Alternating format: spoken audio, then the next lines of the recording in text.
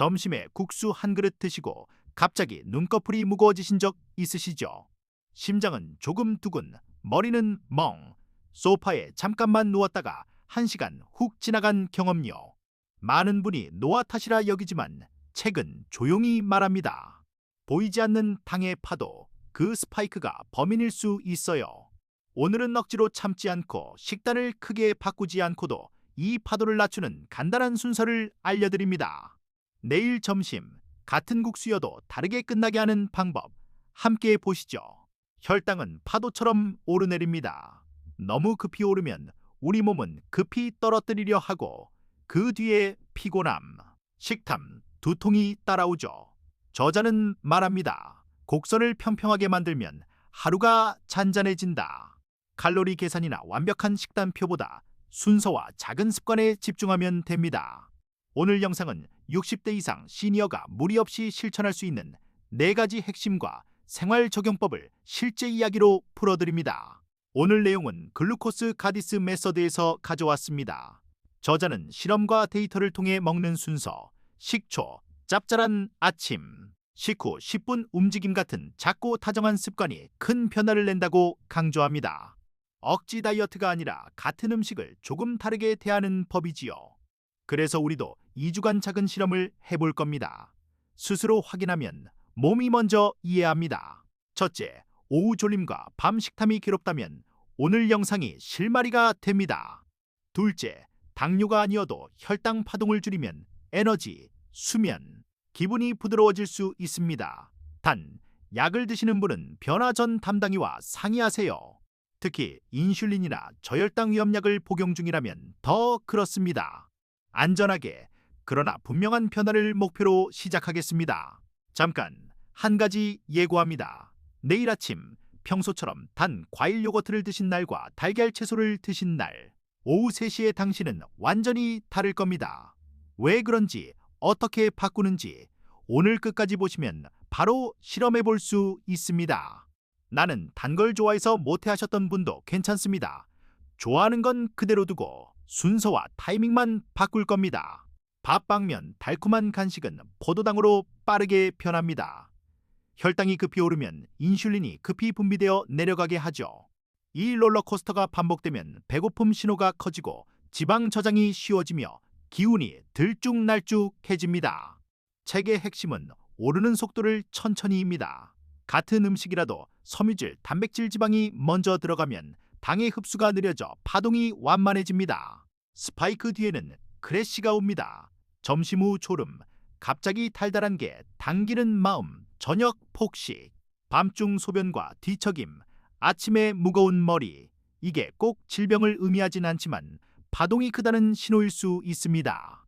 반대로 곡선이 잔잔해지면 오후 집중력, 저녁 기분, 수면질이 조금씩 차분해집니다. 오늘 습관은 바로 이 잔잔함을 만드는 도구입니다. 나이가 들수록 근육이 줄고 같은 식사에도 혈당이 더 크게 출렁일 수 있습니다. 낮에 졸아 밤에 잠이 안 오고 피곤하니 단계 더 당기고 다시 뒤척이는 악순환이 생기죠. 근데 다행입니다. 순서와 타이밍만 바꿔도 파동은 줄일 수 있습니다. 무릎이 불편해도 가능한 움직임, 치아 위에 무리 없는 식초 활용까지 안전하게 따라 하실 수 있게 안내 드릴게요. 식사에서 채소를 가장 먼저 드세요. 섬유질이 위에서 젤처럼 변해 당의 흡수를 늦추고 같은 밥이라도 혈당 오름폭을 낮춰줍니다. 나물이든 샐러드든 따뜻한 채소든 좋습니다. 양은 한 주먹 이상이면 더 좋고요. 반찬으로 나오면 채소, 단백질, 지방, 탄수화물 순서로 드시면 됩니다. 맛은 그대로, 오르는 속도만 천천히 만드는 비법입니다. 김치찌개 정식이면 어떻게 할까요? 먼저 상추 깻잎에 나물 한두 젓가락부터 그 다음 두부와 고기, 마지막에 밥. 설렁탕은 파 듬뿍, 김치 한 점 먼저, 고기 건더기, 마지막에 국물과 밥. 일식집이라면 미소시루와 샐러드를 먼저, 그 다음 생선, 마지막에 밥과 롤. 장소가 달라도 순서는 같습니다. 먼저 섬유질과 단백질, 마지막에 탄수화물입니다. 식사 10에서 20분 전에 식초 1큰술을 물 한 컵에 희석해 마시면 평균적으로 혈당 오름폭이 낮아지는 연구들이 있습니다. 저자도 간단한 습관으로 소개하죠. 사과식 초든 현미식 초든 괜찮지만 꼭 희석하세요. 속이 예민하시다면 음식과 함께 소량으로 시작하고 매일이 아니라 자주 드시는 탄수화물, 많은 식사 전에만 활용해도 충분합니다. 68세 영숙님은 면 요리를 사랑합니다. 바꾸기 어려웠죠. 그래서 면을 끊지 않고 면 먹기 15분 전에 식초물을 천천히 마셨습니다. 국수집에선 물컵에 식초를 한 숟가락만 빌려도 충분했어요. 점심 후 늘 쏟아지던 졸음이 덜했습니다. 같은 면이라도 준비된 위가 다르게 받아들입니다. 단 치아 위가 약하시다면 반드시 더 묽게 빨대로 드세요. 식초는 늘 물에 타서 드세요. 치아를 위해 빨대를 쓰고 마신 뒤엔 물로 헹구면 좋습니다. 위식도 역류가 있다면 증상이 악화될 수 있으니 소량으로 시작하거나 피하세요. 만성 신장질환, 저칼륨 위험, 인슐린 이뇨제 등 약물 복용 중이면 담당이와 상의가 먼저입니다. 안전하면 이 작은 컵이 든든한 방패가 됩니다. 아침에 단 과자, 잼빵, 과일 주스는 하루 첫 스파이크를 크게 만듭니다. 대신 달걀, 두부, 생선, 견과, 채소 같은 짭짤한 아침을 드세요. 밥을 드신다면 김나물 달걀을 먼저, 밥은 마지막에 한 숟가락. 우유 요거트는 단맛 없는 것을 고르고 과일은 식후에 한 조각만. 아침을 바꾸면 오후 3시에 내가 가장 먼저 달라집니다. 영숙님이 이틀 실험을 했습니다. 1일차 달콤 요거트와 크로와상을 먹은 날 오후 3시에 과자를 찾았죠. 2일차 달걀 부침과 시금치나물, 무염견과 한 줌으로 시작한 날 3시에 물을 마시고 산책을 선택했습니다. 배고픔의 결이 달랐어요. 아침이 하루의 방향이라는 걸 몸이 알려줍니다. 식사 뒤에 10분만 몸을 쓰면 근육이 포도당을 빨아들여 혈당 오름폭을 낮추는 데 도움이 됩니다. 빠른 운동이 필요 없습니다. 접시 정리, 집안 걸레질, 계단 오르내리기, 골목 한 바퀴, 의자 일어서기 10회. 중요한 건 타이밍입니다. 배부름이 가실 때까지 기다리기보다 식사 마치고 바로 가볍게 움직이세요. 무릎 때문에 걷기 힘든 날도 있지요.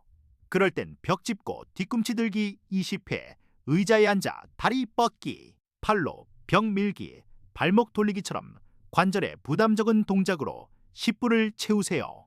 움직임의 핵심은 강도가 아니라 근육을 깨우는 시간입니다. 작은 근육도 포도당을 씁니다. 내 몸 사정에 맞춰 꾸준함을 선택하세요. 책은 탄수화물에 옷 입히기를 권합니다. 흰빵엔 올리브오일, 아보카도, 달걀, 떡엔 땅콩가루, 무가당, 요거트, 밥엔 나물, 참기름, 생선, 단백질, 지방, 섬유질이 함께하면 당의 흡수가 느려집니다. 맛은 더 풍성하고 배부름은 오래갑니다. 좋아하는 탄수화물을 지키면서도 파동은 줄일 수 있는 실용적인 요령입니다. 남편이랑 아침에 흰빵을 꼭 드신다면 잼을 줄이고 달걀 프라이와 토마토, 올리브 오일을 곁들여 보세요. 식사 순서는 작은 샐러드 달걀과 토마토 빵 한 장. 전날과 같은 빵이어도 포만감이 길어지고 오전 중 당기는 입이 줄어듭니다. 잼을 완전히 끊는 게 아니라 순서와 짝꿍을 바꾸는 겁니다. 과일은 건강식이지만 공복에 먹으면 빠르게 흡수돼 스파이크가 커질 수 있습니다. 식사 후 통째로 껍질째 먹으면 섬유질 덕에 흡수가 느려집니다. 디저트도 마찬가지예요. 단 건 마지막에만 기억하세요. 카드 한 장 바꿔 끼우듯 순서만 바꿔도 곡선이 달라집니다. 손주가 아이스크림을 사달라 할 때가 있지요. 예전엔 공원에서 바로 먹고 집에 돌아오면 금방 졸렸어요. 이제는 이렇게 합니다. 먼저 집에서 작은 샐러드를 먹고 달걀을 한 개라도 먹은 뒤 산책하며 아이스크림을 같이 나눕니다. 식후이고 걷기도 하니 스파이크가 완만해집니다. 같이 즐기면서도 내 컨디션을 지키는 지혜입니다. 달달한 음료나 과일 주스, 카페라떼에 시럽을 넣을 땐 공복만 피하면 됩니다. 식사 중 후로 옮기거나 단맛 없는 음료로 바꾸세요. 공복의 단맛이 첫 스파이크를 크게 만들고 그 반동이 하루를 흔듭니다. 순서만 바꿔도 그 뒤에 배고픔이 달라집니다. 카페에선 이렇게 주문해보세요. 시럽은 반으로, 우유는 덜 달게, 샌드위치는 샐러드 먼저 주세요. 혹은 아메리카노에 우유 조금만 더하기. 친구와 케이크를 드신다면 꼭 샐러드나 견과를 먼저 드시고 케이크는 마지막. 같은 모임이지만 끝나고 몸이 훨씬 가볍습니다.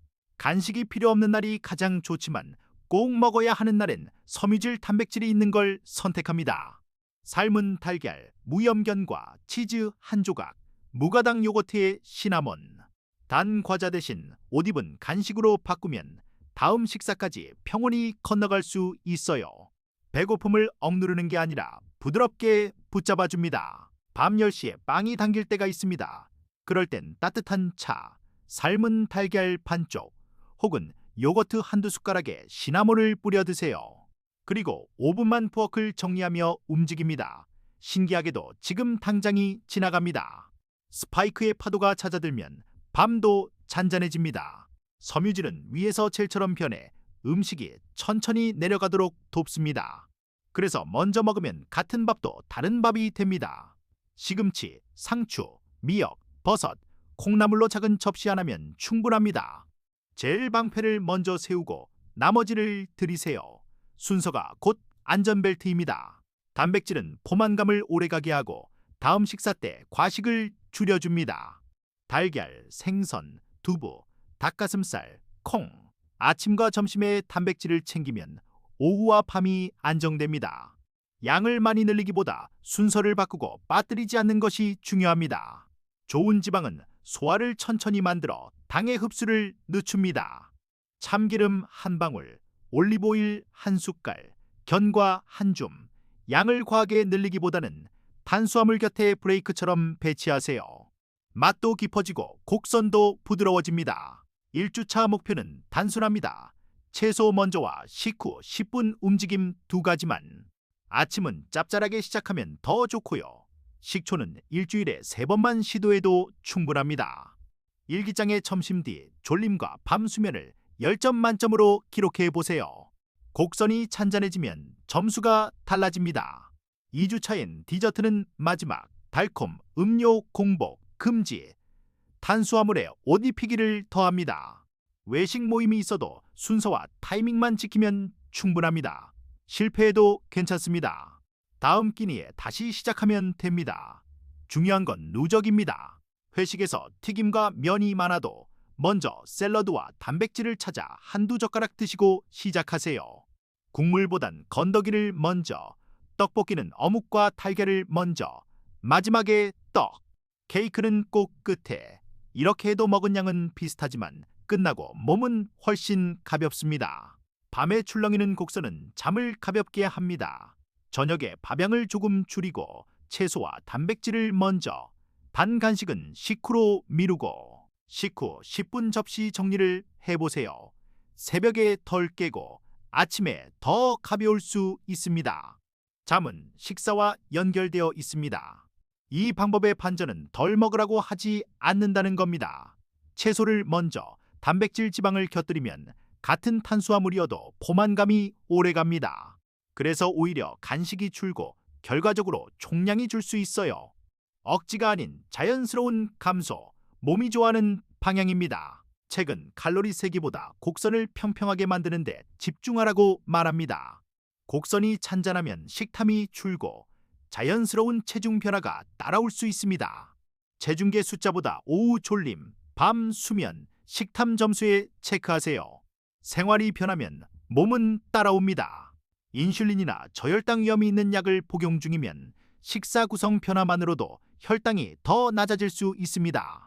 증상을 모니터링하고 치료 계획 변경은 반드시 의료진과 상의하세요. 안전하게 천천히 기록하면서 가는 것이 원칙입니다. 손주의 생일, 케이크를 건너뛰긴 어렵죠. 대신 식사 중에 샐러드를 잘 먹고 단백질을 충분히 드신 뒤 케이크는 딱 두세 입만 마지막에, 그리고 사진 찍으며 10분 서서 움직이세요.